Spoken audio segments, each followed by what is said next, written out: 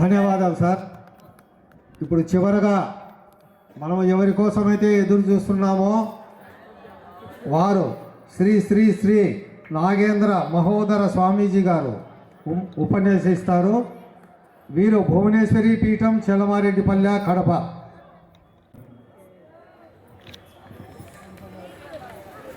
భారతదేశంలో ఉన్నటువంటి పల్లె సీమలన్నీ ఈరోజు కలకల్లాడుతూ ఉన్నాయి.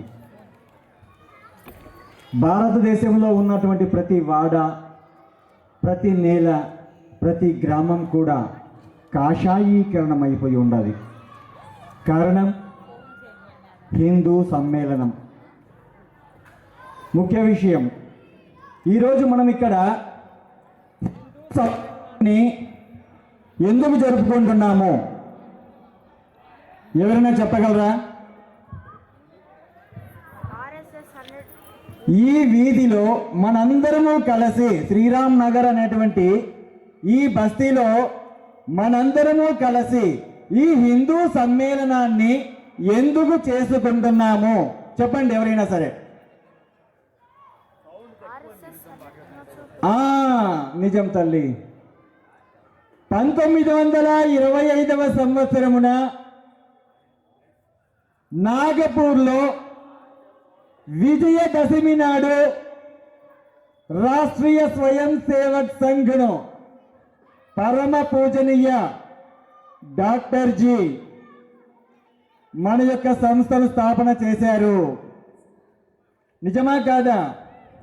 1925 నుంచి 2025వ సంవత్సరము విజయదశమి నాటికి 100 సంవత్సరాలు పూర్తయిన సందర్భంగా శతాబ్ది ఉత్సవాలలో భాగంగా మనము ఈరోజు దేశవ్యాప్తంగా 1,00,000 చోట్ల మనందరము కలిసి ఇటువంటి వాతావరణంలో ఉన్నాము హిందూ సమ్మేళనాల పేరుతో. కాబట్టి ఆకాశములో తారలైనటువంటి వారి కోసము, దేశం కోసము, ధర్మం కోసము అసువులు బాసినటువంటి వారందరికీ కోసం చెప్దాం జై శ్రీరామ్, జై శ్రీరామ్. పక్కనున్న రామాలయం కూడా వినపడలేదు. అయోధ్యలో ఉన్న రామునికి వినపడుతుందా? వినపడదు. కానీ వినపడాలి. ఇప్పుడు జై శ్రీరామ్ ఇప్పుడు వినపడింది. మరి కాశీ విశ్వనాథ స్వామిలో కూడా వినపడాలి కదా. హర హర మహాదేవ్, హర హర మహాదేవ్ వినపడింది. ఇదే నినాదము బంగ్లాదేశ్లో ఇద్దామా? ఇద్దామా? ఇవ్వలేం. పాకిస్తాన్లో ఏమన్నా ఇవ్వగలుగుతామా? ఇవ్వలేం. కానీ ఇదే నినాదాలు అఖండ భారతముగా ఉన్నప్పుడు అక్కడ కూడా చేశాం జై శ్రీరామ్ అంటూ, హర హర మహాదేవ్ అంటూ. మరి ఈ రోజు ఎందుకు చేయలేకపోతున్నాము? స్వార్థ రాజకీయాల వల్ల కులాల పేరుతో, మతాల పేరుతో, వర్గాల పేరుతో, ప్రాంతాల పేరుతో, భాషల పేరుతో సంఘటితంగా ఉన్నటువంటి మన హిందువులందరినీ కూడా ముక్కలు ముక్కలు చేసి, వేరువేరుగా చేసి అఖండ భారతము నుంచి భాషా పేరుతో, మతం పేరుతో పాకిస్తాన్ అనేటువంటిది విడిపోయిందా కాదా? విడిపోయింది. అలాగే బంగ్లాదేశ్ కూడా విడిపోయింది. తరువాత మళ్ళీ చెబుతున్నాను, పశ్చిమ బెంగాల్ సిద్ధంగా ఉంది, కేరళ సిద్ధంగా ఉంది. ఎందుచేత?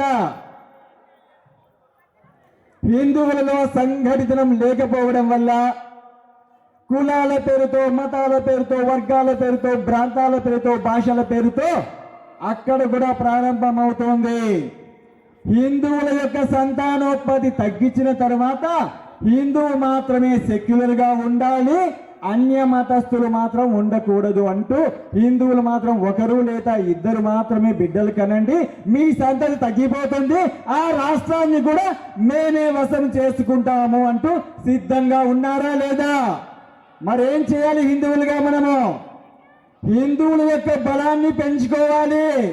నిజమా కాదా? 1925వ సంవత్సరమున నాగపూర్లో రాష్ట్రీయ స్వయం సేవక్ సంఘ్ అన్నది ఏర్పడక ముందు బ్రహ్మ ఒక లిఖితం రాశాడు. జాగ్రత్తగా వినండి మాతలారా, స్వాములారా. బ్రహ్మ ఎప్పుడో లిఖించాడు, అదే జరుగుతూ వస్తుంది. అధర్మాన్ని పారద్రోలి ధర్మాన్ని నెలకొల్పడానికి అన్ని వేదికల చోట ఇదే చెప్తూ వస్తున్నాను. అధర్మాన్ని పారద్రోలి ధర్మాన్ని నెలకొల్పడానికి సాక్షాత్తు శ్రీ మహావిష్ణువే ఈ దేశాన్ని అడుగు పెడుతూ ఉన్నాడు. ఒకానొకప్పుడు రామునిలా ఆ ఆయనాన్ని ఏమంటారు? రామాయణం అంటారు.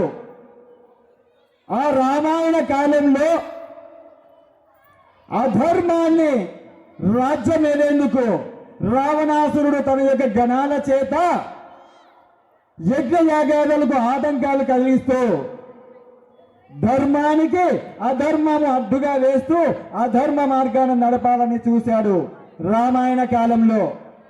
అటువంటిప్పుడు అధర్మాన్ని తొలగించడానికి రాముడు ఏం చేశాడు? ఆయుధం పట్టాడా లేదా? ఆ ఆయుధాన్ని ఏమంటారు? విల్లు. రాముడు బాణాన్ని పట్టి ధర్మం వైపు నిలబడి రాక్షస గణాన్ని మొత్తము కూడా సంహారం చేశాడు. ఆ విధంగా రామాయణ కాలంలో ధర్మాన్ని మనము నెలకొల్పగలుగున్నాము. ఆ తర్వాత ఆ యుగం పూర్తయిపోయింది. మహాభారతం ప్రారంభమైంది. మహాభారత కాలంలో మళ్ళీ శ్రీ మహావిష్ణువు ధర్మ సంస్థాపనార్థాయ సంభవామి యుగే యుగే, మళ్ళీ శ్రీకృష్ణ భగవాని రూపంలో శ్రీ మహావిష్ణువు ఆవిర్భవించాడు. అప్పుడు ధర్మం పక్షాన ఉన్నది ఎంతమంది? 5 మంది మాత్రమే. మహాభారత కాలంలో ధర్మం పక్షాన ఉన్నటువంటి వారెవరు? పంచ పాండవులు, 5 మంది పాండవులు. అధర్మం పక్షాన ఉన్నటువంటి వారు ఎంతమంది? 100 మంది కౌరవులు. 100 మందికి 5 మందికి పోరాటం చేస్తే ఎవరు గెలుస్తారు? 100 మంది ఉన్న వాళ్ళే గెలుస్తారు. అక్కడ అధర్మం రాజ్యం వెళుతూ ఉంది. అటువంటి చోట శ్రీకృష్ణ భగవానుడు తన యొక్క శక్తిని మాత్రమే ఉపయోగించి ఆయుధాన్ని పట్టకుండా ధర్మం వైపు నిలబడి మహాభారతంలో కూడా అధర్మాన్ని తొలగిస్తూ ధర్మాన్ని నెలకొల్పాడా లేదా? మీరే చెప్పండి. మాతలారా, స్వాములారా, శరీరం ఇక్కడ ఉంది, మీ బుద్ధి కూడా ఇక్కడే ఉండాలి, మీ మనసు కూడా ఇక్కడే ఉండాలి. తదాస్తు దేవతలు తదాస్తుని దీవించి ఈ ప్రాంతం అంతా పరమ పవిత్రమైపోతున్నది కాక. ఈ విధంగా మహాభారత కాలంలో అధర్మాన్ని తొలగించడానికి, ధర్మ సంస్థాపన చేయడానికి శ్రీకృష్ణ భగవానుడు ఆయుధం పట్టకుండానే తన యొక్క శక్తిని మాత్రమే, యుక్తిని మాత్రమే వినియోగం చేసుకుంటూ ధర్మం పక్షాన నిలబడి అధర్మాన్ని తొలగించాడు మహాభారత కాలంలో. అది అలా ముగిసిపోయింది. ధర్మాన్ని నిలబెట్టుకోగలిగాం. తరువాత మళ్ళా ప్రారంభమవుతూ ఉన్నది. రాముడేలిన రాజ్యమిదిరా, రత్నరాసుల నిలయమిదిరా, ధర్మధేనువు పాదమూనిన కర్మభూమిర సోదరా, కర్మభూమిర సోదరా. శ్రీరామచంద్రుడు ఏలినటువంటి రాజ్యము, రత్నాలతో కొలువైనటువంటి రాజ్యము ఈ భారతదేశం అనేసి మొఘలులు దండయాత్రలు ప్రారంభం చేశారు. రత్న రాసులతో కొలువైనటువంటి యొక్క భారతదేశాన్ని గనక కొల్లగడితే గినక, రత్న రాసులతో కొలువైనటువంటి ఈ యొక్క భారతదేశాన్ని కొల్లగట్టుకుంటే సుసంపన్నంగా మా రాజ్యాలు బాగుపడతాయి, మా ప్రజలు బాగుపడతారన్నటువంటి స్థితిలో మొఘలులు భారతదేశం మీద దండయాత్ర చేస్తూ వస్తున్నారు. అటువంటి సందర్భాల్లో ఈరోజు మనం ఈ విధంగా ఎక్కడైతే ఆనందంగా పండుగ చేసుకుంటూ ఉన్నామో హిందువులందరూ సమైక్యంగా ఉంటూ, అదే విధంగా మొఘలుల కాలంలో కూడా ఆలయ కేంద్రంగా హిందువులందరూ సంఘటితమయ్యేవారు. ఆ కాలంలో అటువంటి ఆలయాలను గనక కూలుస్తే గనక హిందువులలో సంఘటితం ఉండదు. అటువంటప్పుడు ఆ ప్రాంతాలు మేము వశము చేసుకోవచ్చనే ఉద్దేశంతో మొఘలులు వారి యొక్క 35,000 సైన్యాన్ని తీసుకొని మన భారతదేశంలో ఉన్నటువంటి ఆలయాలన్నింటినీ కొల్లగొడుతూ వస్తున్నారు. అటువంటప్పుడు ఒక మహాపురుషుడు ఉదయించాడు. ఎవరు? జగద్గురు ఆది శంకరాచార్యులు. చెప్పండి, హర హర మహాదేవ్, హర హర మహాదేవ్, హర హర మహాదేవ్. జగద్గురు ఆది శంకరాచార్యులు మన అఖండ భారతదేశాన్ని కాపాడడానికి ఉద్భవించాడు. సదాశివుడు, పరమేశ్వరుడు, మహేశ్వరుడు ఆది శంకరాచార్యుని రూపములో ఆవిర్భవించాడు. ఆ కాలంలో ఏం చేశాడు? దశ దిశలా తిరుగుతూ దశ దిగ్బంధనము చేశారు. ఏ విధంగా? ఓం భూతమండల ప్రళయాంకుశేన భూతమండల ప్రళయాంకుశేన ఈశాన్య దిశో బద్ధామి చక్రాయ స్వాహ అని ఈ విధంగా అన్ని దశ దిశలు కూడా బంధనాలు చేసుకుంటూ అష్టాదశ శక్తి పీఠాలు స్థాపించి భారతదేశానికి రక్షణనిచ్చాడు. కానీ అక్కడ కూడా ధర్మంగా ఉన్నటువంటి వాళ్ళు అసంతుల్యత గురి అవుతున్నారు. హిందువులలో కూడా విభజనలకు గురవుతూ ఉన్నటువంటి సందర్భంలో ఇదే అదునుగా భావించి మొఘలులు దండయాత్రలు చేసుకుంటూ హిందువులు సంఘటితమవుతున్నటువంటి ఏ ప్రాంతమైతే ఉందో ఆలయము, అటువంటి ఆలయాలన్నీ కూడా కొల్లగొడుతూ వస్తున్నారు. అటువంటప్పుడు 35,000 మొఘలు సైన్యానికి ఎదురుగా నిలిచినటువంటి వారెవరు? 3,000 మంది నాగ సాధువులు, 3,000 మంది అఘోరాలు. తనువు, మనసు, ధనము, శక్తి సర్వస్వాన్ని వదిలి తన యొక్క ప్రాణత్యాగానికి నిత్యము సిద్ధముగా ఉంటూ ఏ క్షణమైనా సరే నా తల్లి, నా భరత భావుని కాపాడుకోవడానికి సిద్ధంగా ఉన్నటువంటి నాగ సాధువులు 3,000 మంది, 35,000 మంది మొఘల సైన్యాన్ని ముక్కలుగా నరుకుతూ ఉన్నారు. అయినప్పటికీ కూడా నిరాయుధులైనటువంటి 3,000 సైన్యంలో చేతులు తెగిపడ్డాయి నాగసాధువులవి, కాళ్ళు విరిగిపోయాయి, రక్తం ఓడుతూ ఉంది. అయినప్పటికీ కూడా మొఘలులే గినక నా భారతదేశంలో వస్తే గినక నా తల్లుల, నా చెల్లెల, నా అక్కల యొక్క మాన ప్రాణాలు కోల్పోతాయి. కాబట్టి మనము చివరి శ్వాస ఉన్నంత వరకు కూడా మొఘలులను ఎవరినే కానీ ఈ దేశంలో రానికుండా చూడాలనేసేసి చివరి శ్వాస మిగిలే వరకు కూడా తరిమి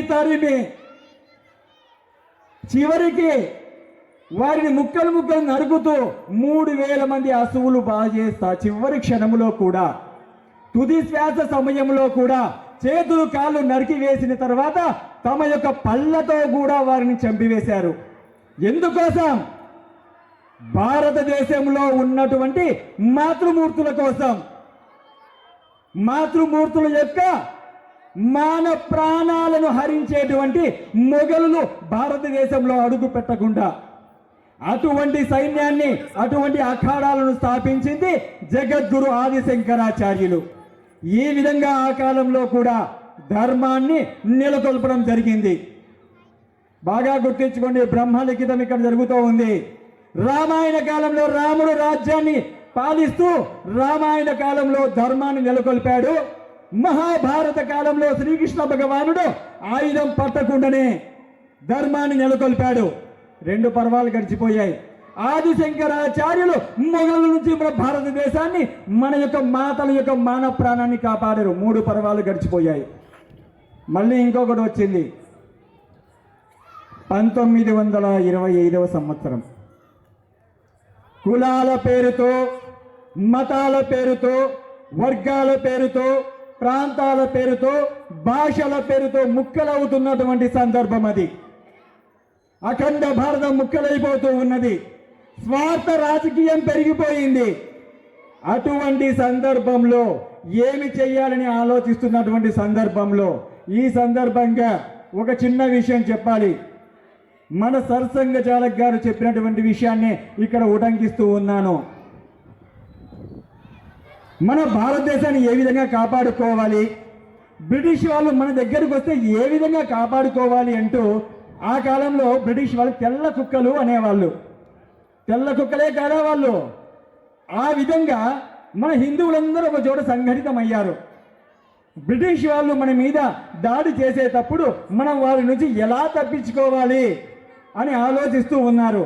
బ్రిటిష్ వారి దృష్టిలో మనం అక్కడ ఎలకలము, ర్యాట్స్, ఎలకలం అన్నమాట.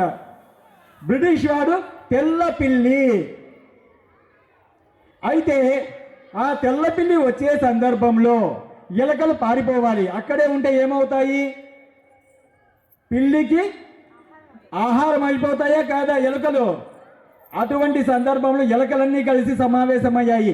ఆ సందర్భంలో మన హిందువులు కూడా సమావేశమయ్యారు ఒకే ఒక చోట. చాలా చోట అలా జరుగుతూ ఉన్నాయి. ఆ పిల్లి మెడలో గనక గంట కడితే గనక, బాగా ఆలోచించండి, ఆ పిల్లి మెడలో గనక గంట కడితే గనక గనగనగన శబ్దం వచ్చినప్పుడల్లా మనం పారిపోవచ్చు అనుకున్నాయంట ఎలకలన్నీ కలిసి. ఆలోచన బాగుందా కాదా? ఆలోచన మాత్రం ఉత్తమంగా ఉంది. కానీ ఆ పిల్లి మెడలో గంట కట్టే వాళ్ళు ఎవరు? ఆలోచన బాగుంది. ఆ పిల్లి గనక మన దగ్గరకు వచ్చిందంటే ఎవరో ఒకరు దానికి ఆహారంగా అవుతున్నాం కాబట్టి ఆ ఎలకలన్నీ కలిసి దాని పిల్లి మెడలో ఒక గంట కడితే కనుక ఆ శబ్దంతో మనం పారిపోవచ్చు అనుకునేసి ఆలోచన బాగుంది. కానీ ఆచరణ ఎక్కడ ఉంది? పిల్లి మెడలో గంట కట్టేటువంటి ఎలక ఎక్కడ ఉంది? లేదు. అర్థమవుతుందా? ఇదే మన హిందువుల స్థితి ఆనాడు 1925కు ముందు. అటువంటి సందర్భంలో అటువంటి పిల్లికి కూడా గంట కట్టేటువంటి స్థితి రాష్ట్రీయ స్వయం సేవక్ సంఘ్ 1925లో స్థాపన జరిగింది. ఇప్పుడు గంట కట్టింది, ఆ పిల్లికి గంట కట్టింది. ఏ విధంగా? కులాల పేరుతో విభజన, వర్గాల పేరుతో విభజన జరుగుతున్న సందర్భంలో, భాషల పేరుతో విభజన సందర్భంలో మనందరం కూడా కలిసికట్టుగా ఒక చోటికి చేరాలి, అందరం కలిసి సంఘటితంగా ఉండాలనే ఉద్దేశంతో చిన్న పిల్లల నుంచి కూడా వృద్ధుల వరకు కూడా సంఘశాఖ పేరుతో అందరినీ కూడా ఒక చోటికి చేర్చారు.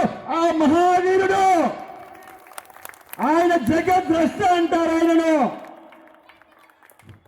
జగత్తును కాపాడడానికి ఆదిశంకరాచార్యులు ఏ విధంగా అయితే ఉద్భవించి ధర్మాన్ని స్థాపన చేశారు, అదే విధంగా 1925లో మహాపురుషుడు, అక్కడ చూడండి, ఆ మహాపురుషుడు పరమ పూజనీయుడు డాక్టర్ జీ, ఆయన స్థాపన చేశాడు 1925వ సంవత్సరంలో నాగపూర్లో. ఈ విధంగా మన హిందువులందరినీ కూడా ఒక చోటికి తీసుకువచ్చాడు.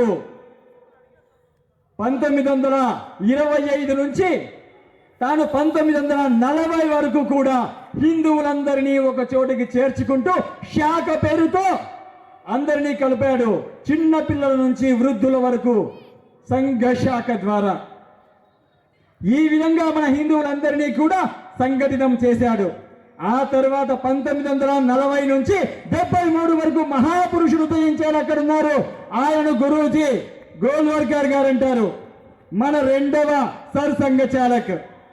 ఈ విధంగా వారి అందరి యొక్క ఆదర్శనీయమైనటువంటి జీవితాలు, తనువు, మనసు, ధనము, శక్తి, సర్వస్వము నా తల్లి భరతమాతకి అంటూ వారు త్యాగము చేసినటువంటి పుణ్య ఫలాలు ఈరోజు మనం అనుభవిస్తూ ఉన్నాము. ఇక్కడ చేశారు, కోలాటం చేశారు, ఆనందంగా చేశారు. చిన్నపిల్లలు ఇక్కడ చేశారు. ఉరి కొయ్యలకు వేలాడేటువంటి బిడ్డలను చూసాం ఇక్కడ. మనం అందరం గమనించింటే అర్థమవుతుంది. ఆ ఉరి కొయ్యలను కూడా ముద్దు పెట్టుకున్నటువంటి పవిత్రమైనటువంటి వీరులు పుట్టినటువంటి భారతదేశం మనది. నిజమా కాదా? మళ్ళీ ఒక్కసారి చెప్తాం, భారత్ మాతా కీ, భారత్ మాతా కీ.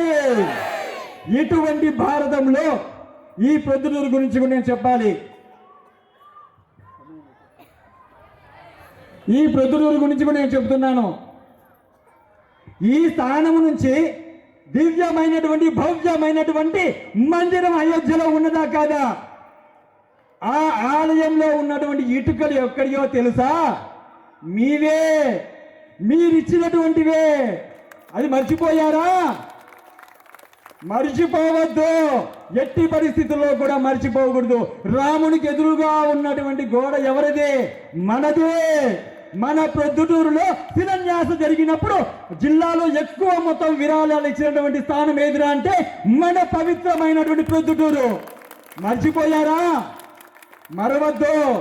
మనము ఇచ్చినటువంటి ఆ ఇటుకలయే ఈ రోజు అయోధ్యలో నిర్మాణం జరిగింది కాబట్టి ఘనంగా చెప్పుకోవాలి. జై శ్రీరామ్, జై శ్రీరామ్, జై శ్రీరామ్, హర హర మహాదేవ్. ఈ సందర్భంగా ఇప్పుడే గనక డాక్టర్ జీ మన కళ్ళ ముందర ఉంటే వారి సంకల్పం ఏదైతే ఉందో చాలా ఆనందంగా కళ్ళీని పెట్టుకుని ఆనంద బాష్పాలు రాలుస్తాడు. గురూజీ మన ముందర ఇప్పుడే గనక పుట్టాలని కోరుకుంటున్నాను. ఇప్పుడే మళ్ళీ పుడితే నా సంకల్పం ప్రారంభమయ్యింది అని వారు కూడా ఆనందపడేటువంటి మధురమైనటువంటి క్షణాలు ఈ శ్రీరామ్ నగర్ బస్తీలో మనందరం ఏర్పాటు చేసామా లేదా? ఆనందంగా అడుగు తొక్కాం, పదాలు పాడాం, నృత్యాలు చేశాం, వేషాలు కట్టి అల్లూరి సీతారామరాజునైతేనేమి, ఛత్రపతి శివాజీనైతేనేమి మళ్ళీ గుర్తుకు చేసుకున్నామా లేదా? కేవలం నటిస్తున్నప్పుడే కళ్ళలో నీరు కారుతున్నాయే. ధనము, మనసు, ధనము, శక్తి సర్వస్వాన్ని త్యాగము చేసి అఖండ భారతంలో ఈ రోజు మళ్ళీ మనం స్వేచ్ఛా వాయువులు పీల్చుకుంటూ మనందరం ఇక్కడ జై శ్రీరామ్ అనేటువంటి నినాదం చేస్తున్నామంటే దానికి కారణం వీరే. 1925వ సంవత్సరంలో స్థాపన చేసినటువంటి రాష్ట్రీయ స్వయం సేవక్ సంఘ్ కారణంగా ఈ రోజు మనం స్వేచ్ఛా వాయువులు పీల్చుకుంటూ ఆనందంగా అన్నము తింటున్నాము. లేదంటే గనక ఈ రోజు మనం భారతదేశంలో పశ్చిమ బెంగాల్ ఏ విధంగా అవుతున్నదో అక్కడ కూడా అడుగు పెట్టాం. కేరళ దేవభూమి, ఆ దేవభూమిని నాశనం చేయాలని చూస్తున్నటువంటి వారిని కూడా ప్రారంభమయ్యింది. జై శ్రీరామ్, జై శ్రీరామ్, జై శ్రీరామ్, జై శ్రీరామ్. ఏ విధంగా ఇదే ఉద్యమ స్ఫూర్తితో స్వాతంత్ర ఉద్యమ స్ఫూర్తి ఏ విధంగా అయితే జరిగిందో ఈ రోజు హిందూ సమ్మేళనాల పేరుతో పాండవులు ఏ విధంగా అయితే ధర్మం పక్షాన ఉన్నారో మన సంఘము కూడా 5 ఇచ్చింది. పంచ పరివర్తన అంశాలు. ధర్మం వైపు మహాభారతంలో 5 మంది పాండవులు ఏ విధంగానో ఈ రోజు మన సంఘం కూడా రాష్ట్రీయ స్వయం సేవక్ సంఘ్ కూడా మనకు 5 పరివర్తన అంశాలు ఇచ్చింది. వాటి గురించి మన స్వామి గారు ఇప్పుడే చెప్పారు, మనం విన్నాం.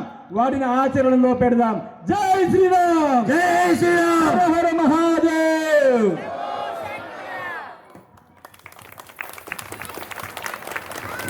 ధన్యవాదాలు.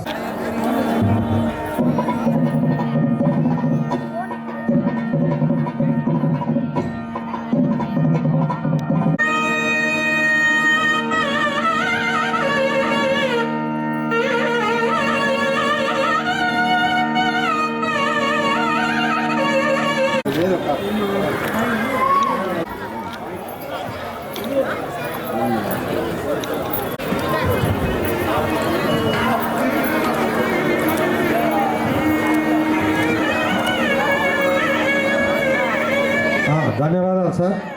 ఇప్పుడు తర్వాత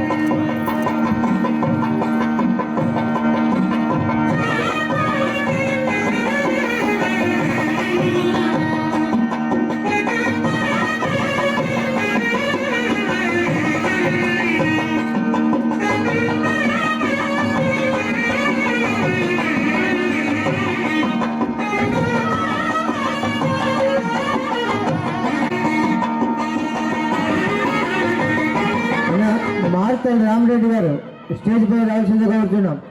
నా మార్తల్ రామరెడ్డి గారు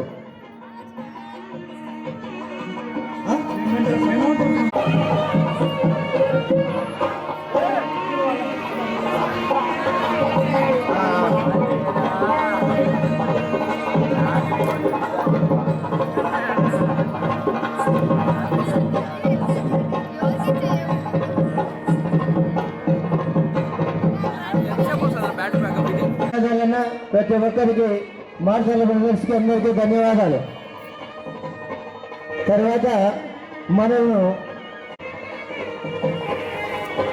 మీరు కూడా వెళ్ళండి సార్. బాబు ఇటు తిరుగునా, బాబు ఇటు తిరుగు.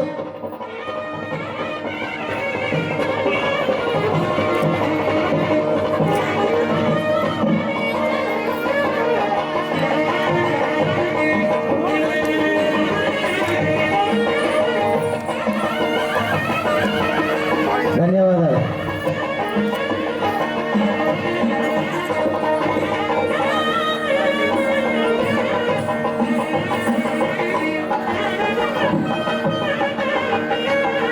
ఈ హిందూ సమ్మేళనానికి ఇచ్చేసినటువంటి ప్రతి ఒక్క హిందూ సోదరులందరికీ కృతజ్ఞతలు.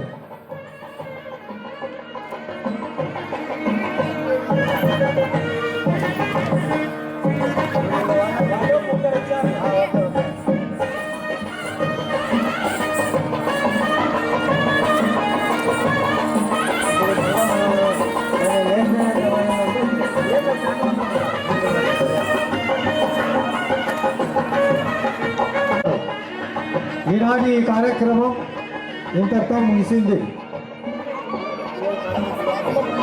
కి సంబంధించిన ప్రజలందరికీ నమస్కారం.